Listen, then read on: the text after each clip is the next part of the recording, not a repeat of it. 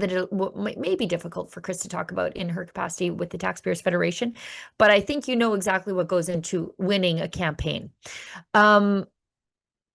We've got Chris Detremont crossing the floor last night. And he crossed to the Liberals from the Conservatives. It was a really close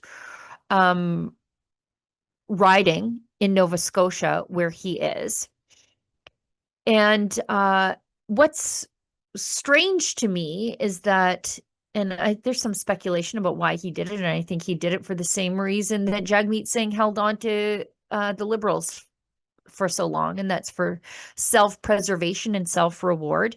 He's crossed the floor to the Liberals on the day that the Liberals deliver this absolutely catastrophic budget, and after railing against Liberal spending for months and months. We actually might even have a clip of that. Sebastian Skamsky had it on his X account, if maybe we can dig that up. And now Detremont had a press conference, or he was scrummed in the hallway today and saying, you know, the Liberals more align with who I am. Like, what changed in the last 90 seconds, except for the fact that you thought you were going to get the deputy speaker spot, and Tom Kamich did. This is him justifying it today. Well, let's start with the story of how I got here. I would think over the last number of months, I wasn't feeling that I was aligned with the ideals of what the leader of the opposition had been talking about. So I've been sort of relooking at, what my career is bringing and what I can do for my constituency. So over the last little bit, talking to many of my friends in the Liberal Party, as Deputy Speaker, I got to know a lot of those members personally, ask questions, see what's going on, and understanding the point that we are in Canadian history, where it's time to actually try to lead a country, to try to make it better, and not try to knock it down, not to continue to be negative. In my case, as a Nova Scotian, we're always trying to find ways to work together to solve issues that are important to our communities. And I didn't see it by sitting in the opposition. I saw it by being a part of the government caucus.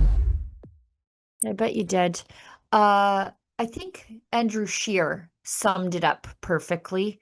Let's show what Andrew Scheer said, because what a betrayal of the people who worked their absolute asses off to get that guy elected.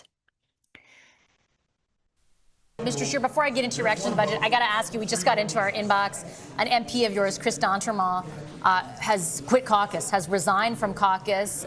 Your reaction to that and what it says about your party? Well, it's disappointing that Kris D'Entremont has decided that he doesn't want to fight for a more affordable life for Canadians, that he doesn't want to fight inflationary deficits that are driving up grocery prices in his riding.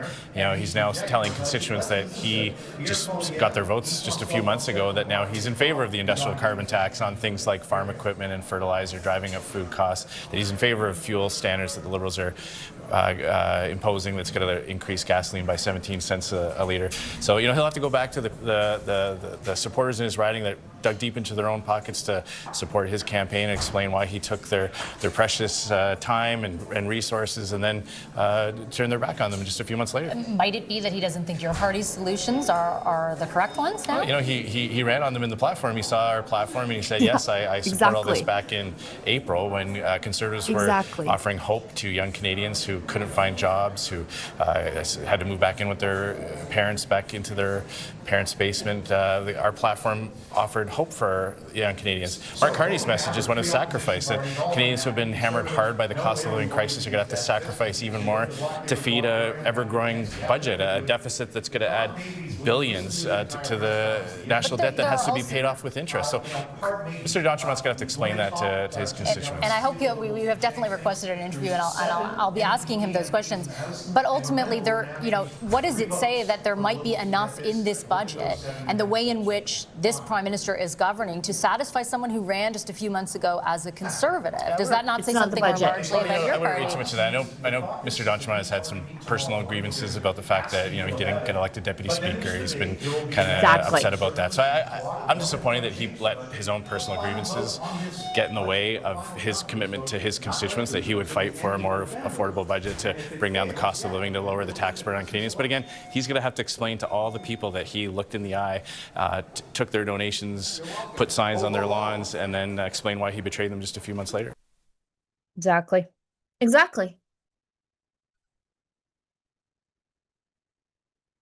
Conservative to all of those voters who were convinced that he was an actual transervative. But like all other things trans, yeah, Kris, you belong in the Liberal Party. Oh, this is a perfect home for you, sellout boy. Like, fill your boots, brother. You know what? If you are that fickle, get out of here. Get into the Liberal Party. Goodbye. Bye. Best place for you, buddy. Wishing you, you know what? We wish you the best. And we know this because your voters are going to punish you next time for this, for selling them out. Yep. So fun fact, please. members of parliament are paid $209,800 per year. Interestingly, based on what Mr. Scheer just said, I just looked this up really nifty on the How government much would website. he have made? For the deputy speaker in the House of Commons, that's a $51,000 bump up. That's what all he's it mad took about. for him to sell out. That's all it took for him to sell out. You know what? If I was one of his voters, I would be absolutely furious. And That's all it takes is $51,000 for you to sell your soul, Kris? Gross. Just disgusting. I will point out that one of the things I love Alberta for a million reasons, but one of them is that we have recall legislation. Yeah, we'll get you. So if I hear a lot of people saying, you know what, he should have had the guts to go back to the people with a by-election. Sure. That's up to them to decide. But as a mechanism of democracy, we should have recall legislation at the federal level. Definitely. Why do we just have it in Alberta at the provincial, municipal, and school board level, which is awesome? Okay. Yeah. We should have recall legislation at the federal level, which doesn't automatically fire the person. Okay. What it does is it triggers a by-election. Right. So he or she can choose whether or not they want to keep running for their job and win it again, or they can fold. They might win again. Sometimes they do when there's a by-election. It's happened in California lots of times, but it is a really good tool in the direct democracy toolbox. We should have recall legislation at the federal level. We've got a really great clip about just what an absolute hypocrite Kris D'Entremont is. This comes to us by way of Sebastian Skamsky. And this is D'Entremont making a speech in the House of Commons about the Liberals' out-of-control spending. And ironically, or maybe not so much, he crossed the floor to the Liberals on the day of, I think, the most catastrophic budget in very recent history. So let's hear from him. Support of the Conservative motion because Canadians are hurting. Families are being forced to cut deeply into their grocery budgets just to get by.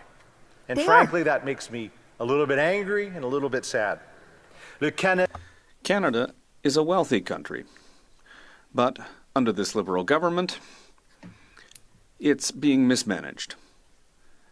Taxpayers are being squeezed, and their hard-earned money is being wasted. In southwest Nova Scotia, where I have lived my entire life, people work hard.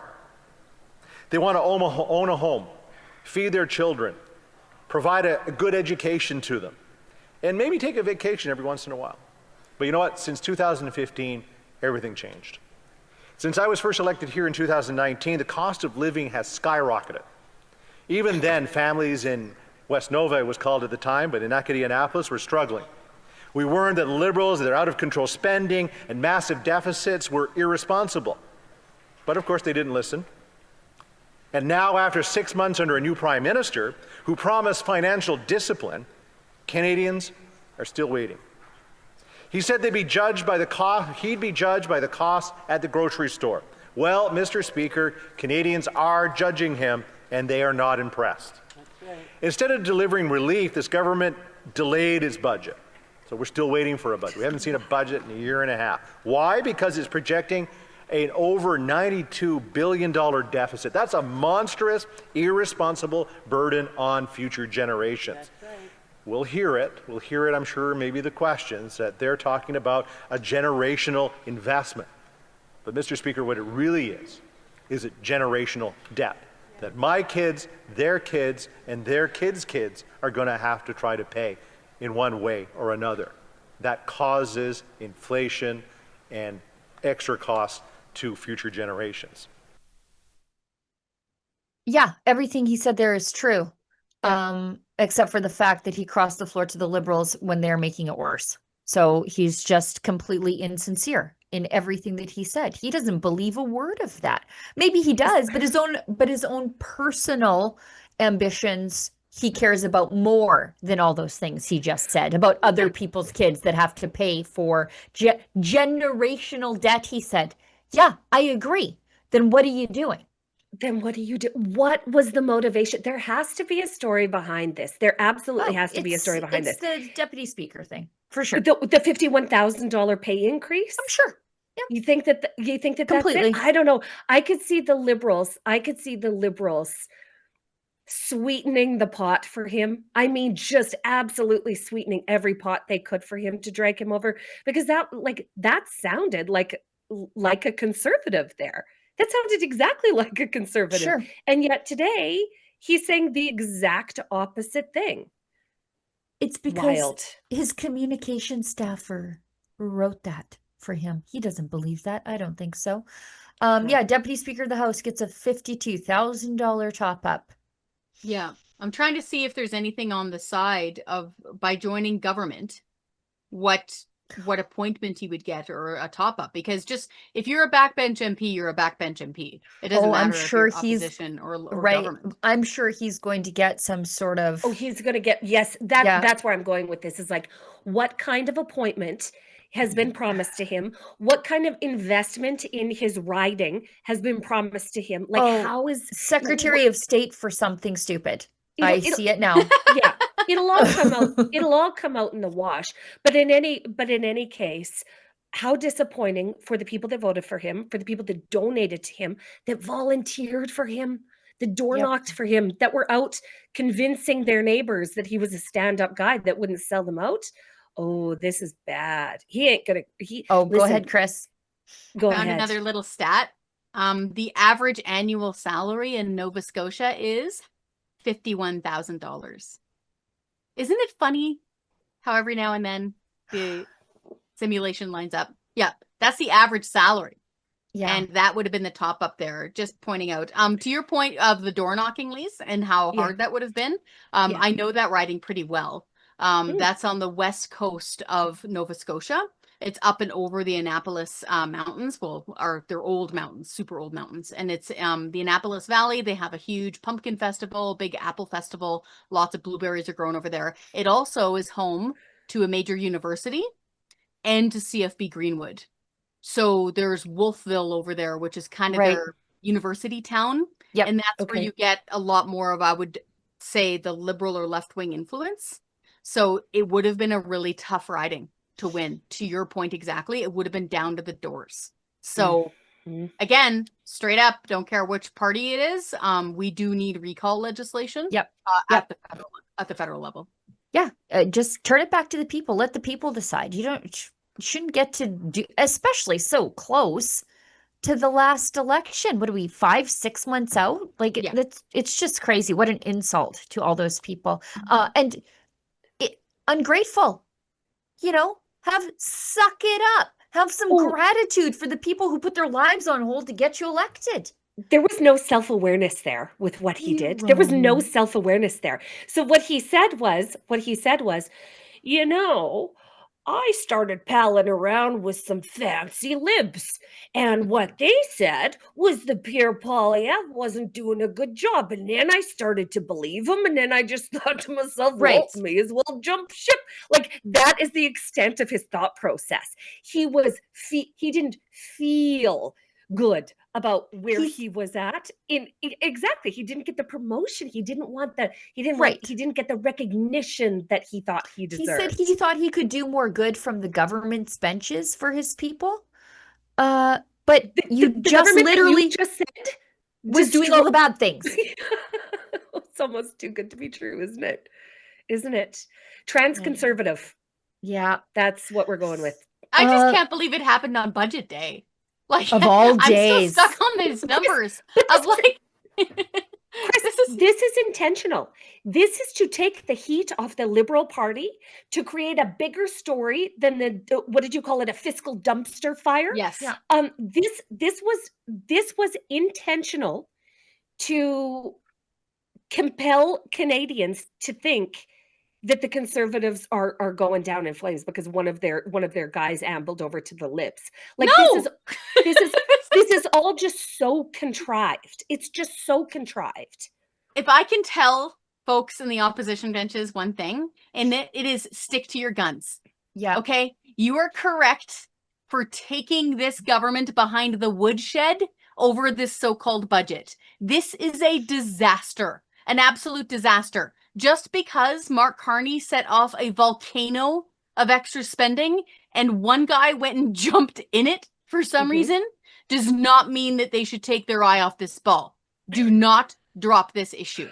They have got to continuously hammer the fiscal irresponsibility of this government and the fact that they have this huge hidden industrial carbon tax. I got to stress this, girls. I went through the budget. I can't find the number yet. I know it's in there somewhere and I am going to find it. They're definitely cloaking it behind some euphemism. Okay. But it's written up that they're going to have a generational level, multi-decade, big, nasty industrial carbon tax. Sick. And I know. And it's all through Carney's book. Okay. And Right. for folks who are like, oh, well, why the carbon tax? Yeah, the carbon tax, because this is the OG method of controlling your life. If the government makes you pay more to eat, to move around with mobility rights, and to heat your home, they've got you by the back of the head. Okay. Right. So they are right to continuously fight against things like the carbon tax and this crazy spending. So this opposition better keep its principles, and it's got to keep its eye on this ball.